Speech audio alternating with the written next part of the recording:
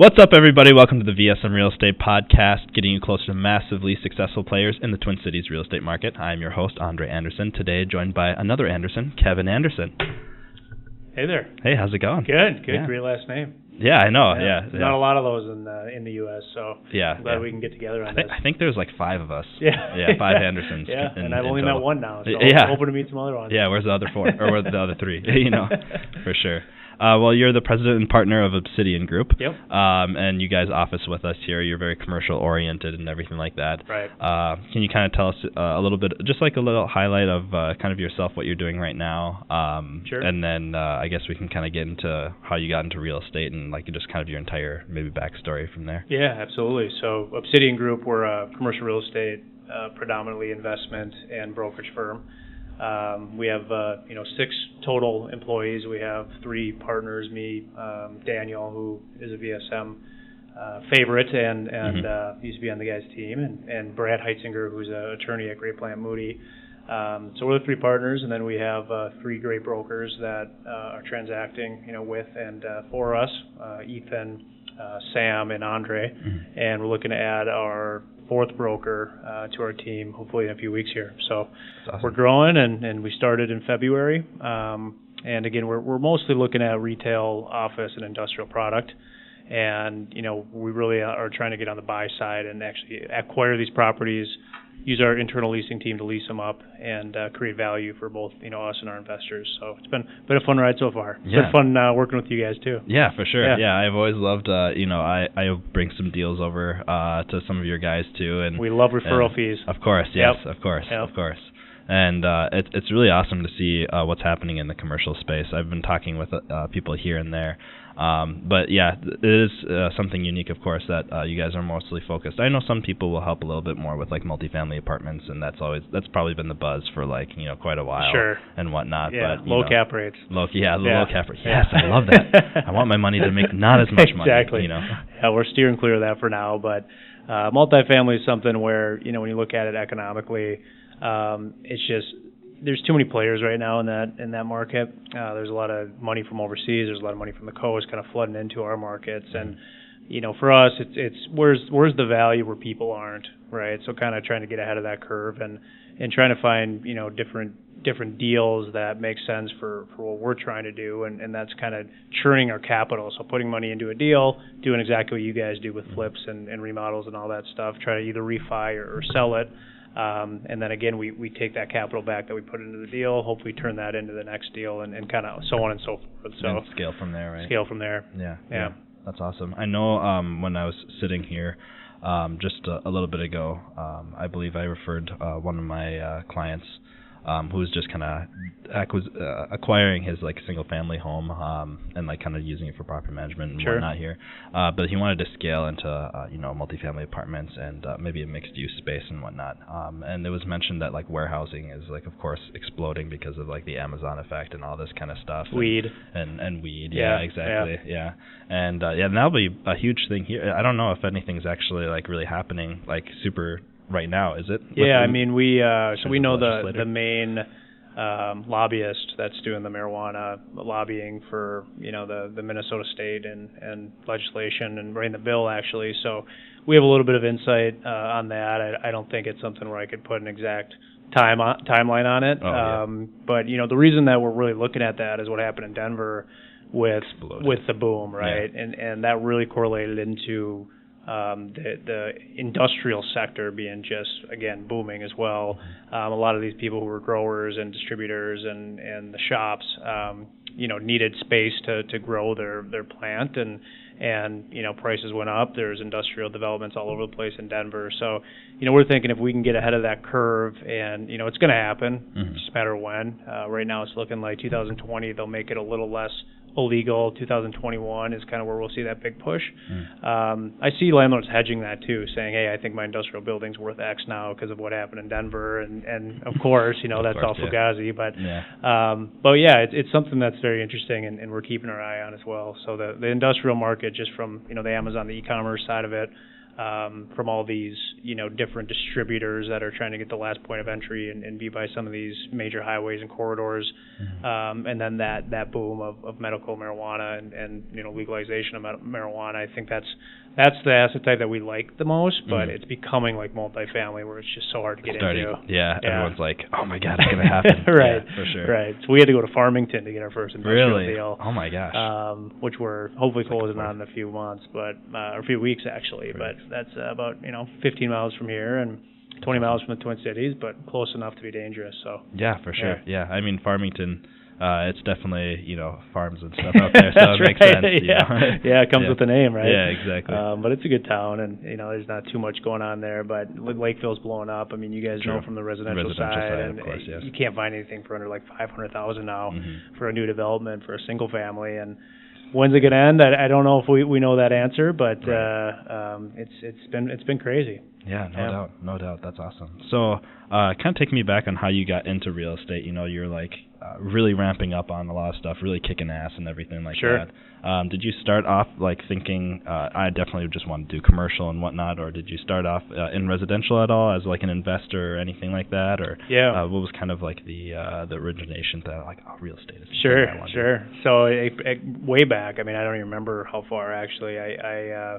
None of my family was really ever into real estate. My dad was a small business owner, so a lot of what I have always wanted to do kind of stemmed from seeing the flexibility that he had of being able to coach us and different sports and hockey and things like that. So, for me it was always, what can I get into that is super interesting and allows me to have that kind of life, right? Being able to golf when I want, that kind of thing. So. I started off, and I really liked architecture. I liked looking up at skylines. That was always something that inspired me. Yeah, no doubt. Yeah, it can be super beautiful. Yeah, it was just it was always something that I just loved skylines. I love the Minneapolis skyline, and I grew up in Plymouth, so I started figuring out what can you do in real estate, and a lot of that stemmed from like it or not, I used to read a lot of Donald Trump's books. So hopefully no one punches me, but it's one of those things where I thought he was a very creative guy, how he uses money, and you can give anyone else that kind of money to start off with, and I don't think they can do some of the things that he did. So it was a little bit inspiring to see, how you can really take something that's not much and turn it into just this huge enterprise, in dynasty, really. So that's kind of where it started, and how can I mesh being a business owner and that flexibility with real estate? And that wasn't something I knew, so I just went to UW-Madison, studied the real estate program, and I also majored in entrepreneurship. So, again, it was college to me. It was more about the experience than. Of course, I think it always is. Especially in Madison. Yeah, that was pretty easy to do. But they had a phenomenal real estate program, and I wasn't in real estate competitions. I wasn't, I think in getting to myself where. Most people maybe would who start this stuff a little earlier, but but I ended up going through that program, and right before my fifth year, I did a victory lap at Madison, which was great. Highly recommend all you college folk out there. But I was a super senior as well. Were you? Yeah. Attaboy. Yeah, see, it's perfect. Yeah. It gives you a little time to figure everything out. But sure.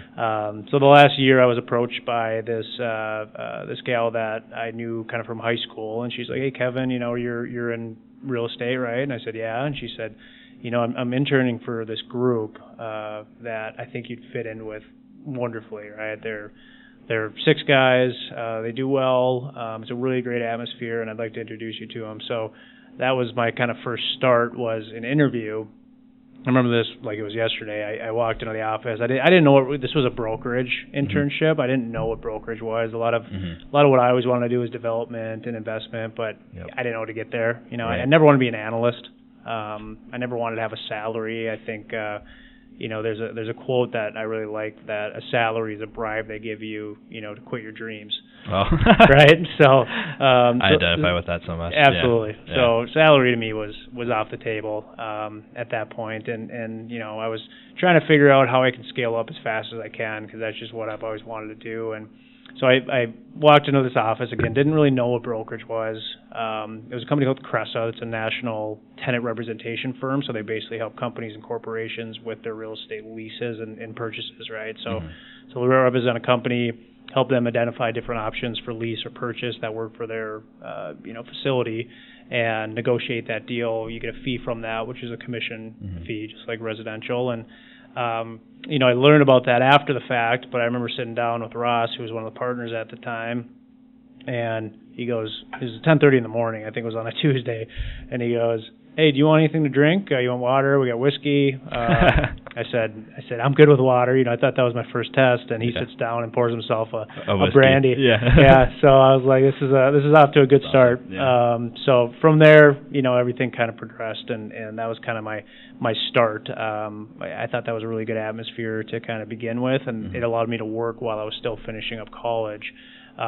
Which you can kind of see where the grades went from there. But for sure. But it was an opportunity that I wasn't really looking for, but it kind of found me, and I wouldn't take it back for anything. Oh, and that was in Madison? Correct? Yeah, that was in Madison. That's awesome. Yeah. And then you just kind of moved back here to the old stomping grounds. Exactly. Right? Yeah. So I met. So I stayed out there for 3 years. Met my wife, Stephanie, who is from Illinois, and we went back and forth on Chicago and Minneapolis. Oh, interesting. Because I'm from Minneapolis, she's from Illinois. She had family and friends in Chicago. She had a really great job set up there. So, bless her soul, she agreed to move back here with me. And yeah, for sure. I went from Cressa to CBRE, which is, very prominent commercial real estate service firm that does a very similar, business line as Cressa did.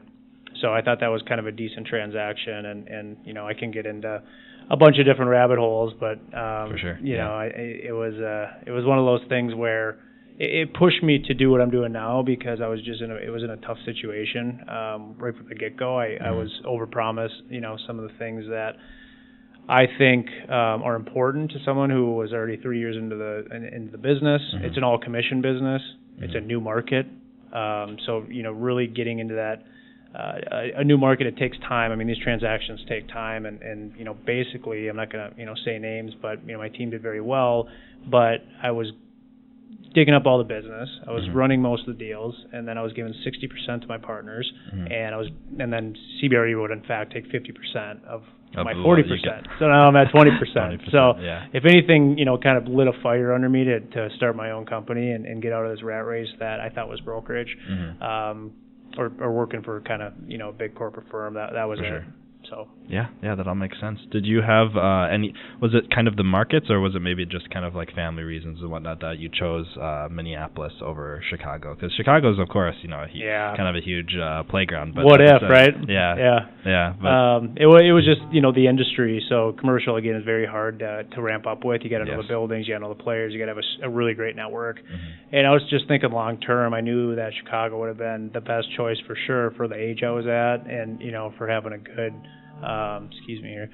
For having a good, time and enjoying life. But I also knew that I had a career that I needed to really focus on, and that the value in that was getting started early, so it could all pay off later. Right, for sure. So we chose Minneapolis. I have family here, very close to my family, and I have a lot of friends here, and I already kind of had that network built, whereas Chicago would have been starting off all new. I mean, there's a lot of players in that market. There's a lot of competition, and I'm not scared of that, but I thought, to give myself a leg up quicker and be able to propel myself, I thought Minneapolis was the long-term play. For sure, yeah. And I think that, the economy here is going to still keep kicking ass and everything like that. Absolutely. You never know what's going on with Chicago in real estate. Right, for sure. Still got the mob over there, and who knows what's going on. But, Minneapolis has been great. We love it. No doubt. That's awesome. So how did you, the kind of origin was that, you're feeling like, this is definitely a rat race. I'm getting stuck in like the 20% deals. Of course, the commercial, their commissions usually are a little bit bigger, but there's also that long timeline in comparison to like residential, and so the transactions are, probably not as hyper coming in and whatnot. But so how did you kind of start to begin to build your brokerage, or what was the what were the steps? Sure. For you, I know you probably met Daniel and as well as some other partners and some key people and whatnot. But, take us through that a little bit. Yeah, so for me, it's all about focus. I think residential or commercial, I think if you don't have a focus, then you can get yourself, spiraling pretty quick. Mm-hmm. So when I first got to CBRE, and this is kind of what I did at Cressa as well, so I kind of just transitioned into a new market. I picked a sector that I really liked focusing on, which was technology, so tech and startup companies. And I started just really entrenching myself into these different meetups, these different events, reaching out to people who I saw as key players and leveraging some of the connections I had in Madison. And the reason I like startups so much was for a few different reasons. One is they're usually young and fun to hang out with, right? This isn't working with attorneys and lawyers who think they're the smartest people in the world, right? So it was a lot easier to kind of get along with those who you're working with, and who your clients are. And then secondly, there's just so much upside for a lot of these companies. Maybe out of 10 of them, maybe 8 go back to their garage at the end of 2 years, but there's those 2 that grow, and they grow quickly. So I tried to really nail that down as soon as I got into the market and try to build myself as the tech kind of expert, and thought I've built a pretty good book of business through that. But at the same time, I still can do that, and it was always Kevin Anderson with CBRE, not CBRE who happens to be Kevin Anderson, right? So as people started to kind of know me, it really started to trigger some things that basically said, why do I need CBRE behind me? I'm doing a lot of stuff where it's personality based, it's relationship based, and kind of grew it from there. So of course I work with all kinds of different companies, but I think having that focus initially of like, this is what I want to do, and really doing it day to day is very helpful to getting started and not getting yourself in that rabbit hole of buyers and sellers and tenants and landlords. For sure, it's a rat race. So. Yeah, no doubt. That's awesome. Yeah. That's awesome. So how did you? So you were doing a lot of meetups and networking and everything like that. So you were just naturally kind of aligning yourself with people that were like-minded. Correct. And whatnot, and that's kind of how Obsidian Group started? Or? Yeah, so during that time too, again, it just wasn't a great fit for me. I'm not a corporate guy. I like to wear what I want to wear, and I like to be places when I want to be there, and that's just kind of my personality. So I didn't like to be the young guy in the team, and I think CBRE is, the big brokerage shops. I wouldn't necessarily say Ponzi scheme, but you're basically put in a position where you have older guys that are going to take a substantial amount of the money, even though they're not necessarily bringing in a substantial amount of the work. And I'm not saying that was true or false, but I think some of these younger guys, are worried that they need that name behind them, right? They need CBRE, they need Cushman, they need JLL behind them. Whereas really, if you're personable and you can go out there and talk to people about what you do and how you can help, I don't think that really matters at the end of the day, depending on your situation. If you're listing buildings for the IREITs and these big REITs and corporations, like absolutely, like CBRE is your spot. But it becomes very hard to grow as a person and a broker quickly if you're stuck behind 1, 2, 3 people that need to retire before you jump up to that next threshold. For sure, yeah. So basically that was the situation, and going back to the residential piece of what you guys do, I actually was starting to think like, how can I get out of this? How can I start doing some stuff that I want to do? And ended up buying a duplex. That's awesome, in Northeast and house hacked. So that was a good story, and that was kind of my first taste. Yeah, it was great. Yeah, it was great. That's awesome, man. Yeah, that's awesome. Yeah, I love house hacking.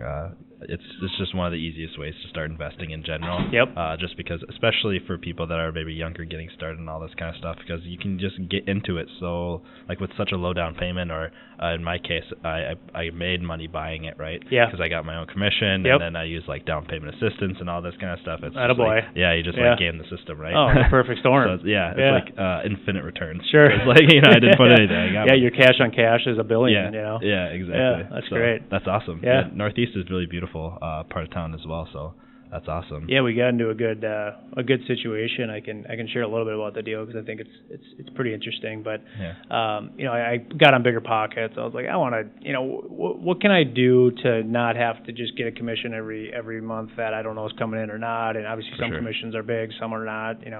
So there's always variability, and I was like, I want to own real estate. I want to cash flow. I think being able to cash flow is being able to live the life that you want to live because it's coming in no matter what. So I was still pretty young. I think I was 26, 27 when we bought this duplex, and we bought it in Northeast. So it was a 3-bed, 1 bath each unit, top and bottom.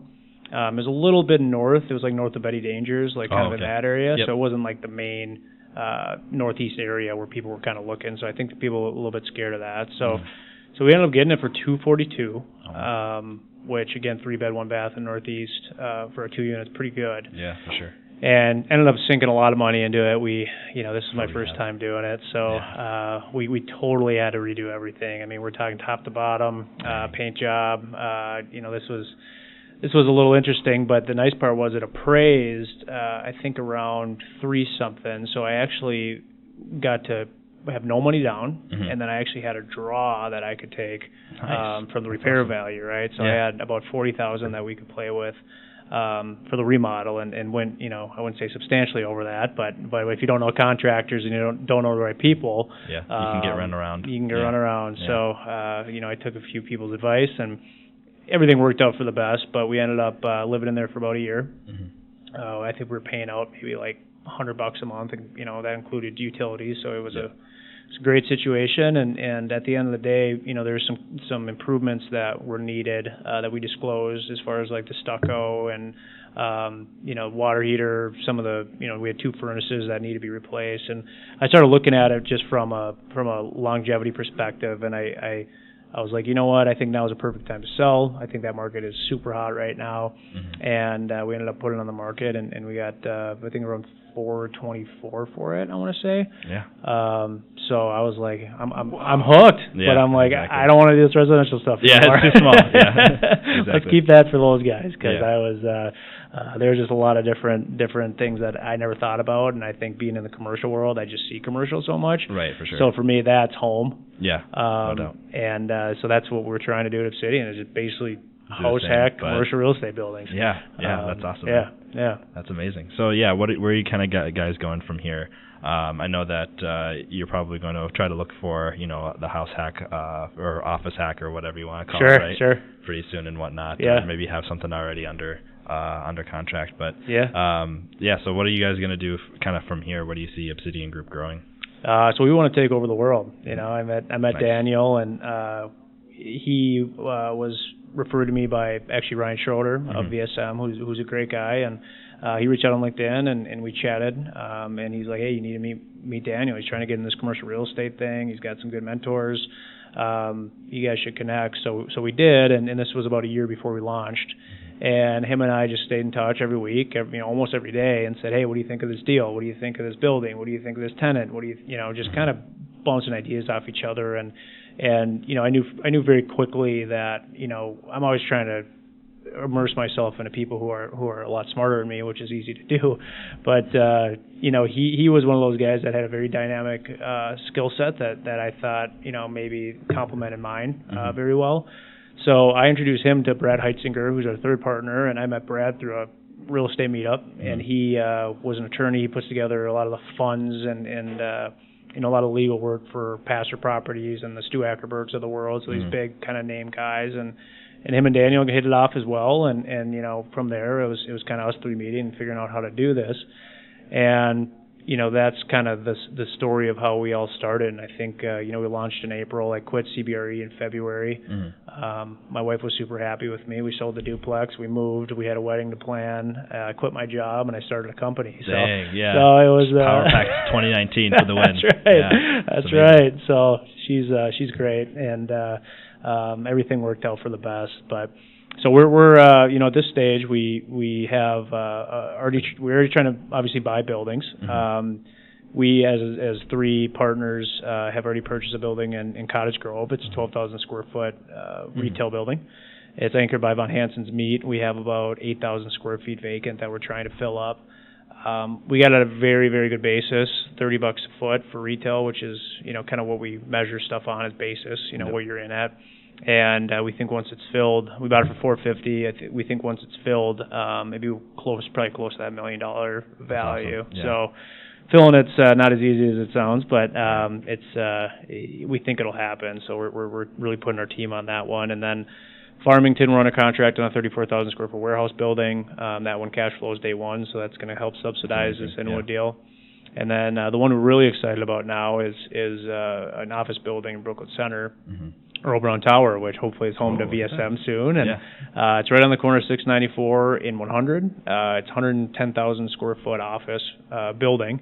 And it's anchored by, you got Home Depot on a floor, you have BKBM, who's an engineering firm on the floor, and you have ResCare on a floor. So we're pounding the phones, we're trying to get that thing full, and we want to be able to tell the story to all these other landlords that, hey, we can come in, we can buy buildings that are 62% occupied, we can fill them quickly, we can add value to you, or, we can take this off your hands and add value quickly to us. It doesn't matter, but that's what we're trying to do is use this as kind of the stepping stone to say, we're here, we're going to be competing against these other people, and we think we can do a better job based on kind of our technology and best practices. So that's awesome. Yeah.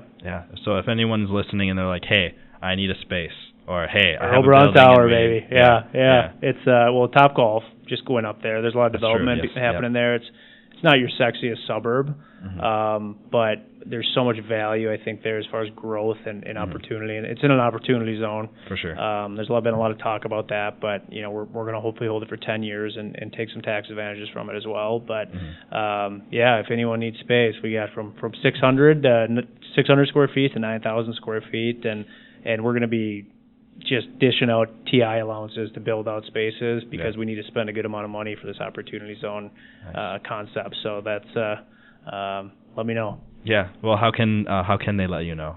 Well, my email is just kevin@obsidiangroup.com, OBSIDIAN group.com, and we're trying to push out the social media like you guys right now, and try to get more active, and hopefully people have seen us around, and Daniel's very good at that. He opened my eyes to kind of what you guys are doing on the podcast and everything, and it seemed to be fruitful for you guys. I see you guys active all the time. You're always out here having a good time. So. Yeah, no doubt, exactly. Sometimes with beer and exactly. Kind of just hanging out, and the bloopers are great. So that's this guy. Yeah, man behind the camera.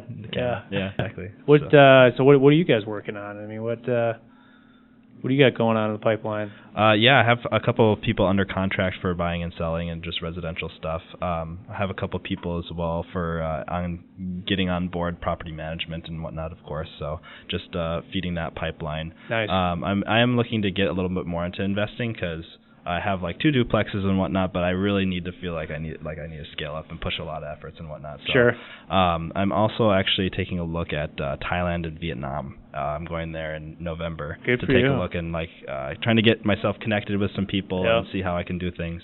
I know I was looking just a little bit ago. I've seen some buildings like in Ho Chi Minh City, which is like more of like the financial kind of center for Vietnam and whatnot. And like buildings, like I was seeing like kind of like commercial style buildings. They were calling like each unit like a townhome or whatever, but they're more like condo style, I guess.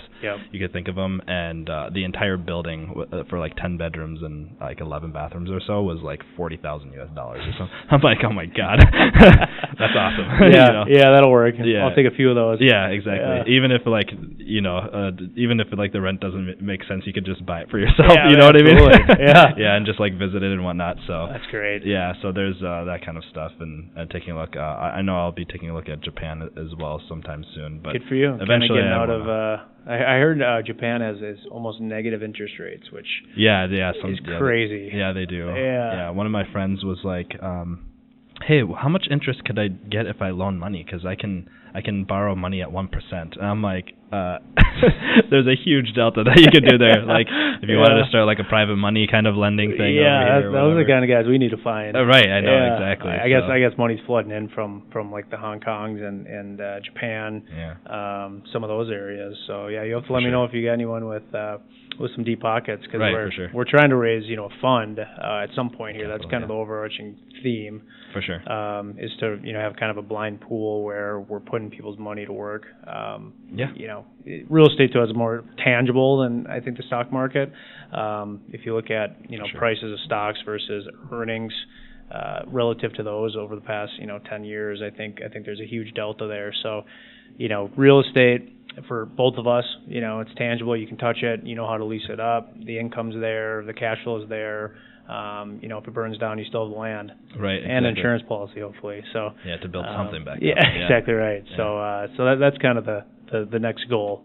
would be to raise a fund and do it that way. So for sure, that'd be fun. Yeah. Yeah, no doubt. That's awesome. So you already kind of gave everyone, your contact information and whatnot. Is there anything else that you kind of want to tell an audience or somebody that might be interested in working with you before signing off?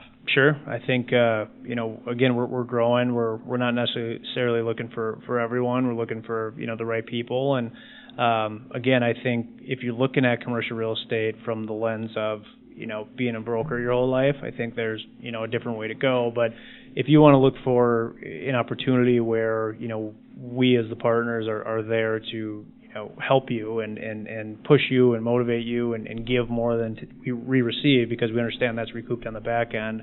I don't think there's really a better place in the market right now. So, if anyone's ever interested or just interested in hearing more about commercial real estate or, how I got involved, it sounds like they could listen to this, but we're always happy to help, and we're looking for, individuals who, again, not just want to broker and make money that way, but also want to invest and are in for the long term. Mm-hmm. And, that's kind of what we're looking for at this point. And, we think we have some good people in the pipeline for that, and we're always looking for more. So, my email again is kevin@obsidiangroup.com, and this has been a pleasure. And of course, we'll have you on again. Yeah, I can hear you guys all the time from my office over there. So, it's cool being invited. Yeah, no doubt. Well, thank you so much for joining us. Everyone, thank you so much for tuning in. Thank you.